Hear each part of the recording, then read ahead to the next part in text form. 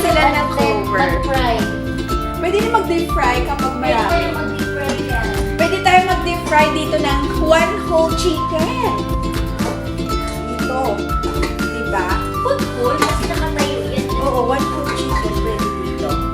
Dito, pero dito sa mga ano. Yan, maganda, no? Yay! Thank you so much. Oh, hindi na nila ako magbabash na ang iitim ng aking mga lutuan. Yeah, stainless na ngayon ang ating lutuan. Thank you so much. Thank you so much, Chef Gallery. Complete with the sales invoice.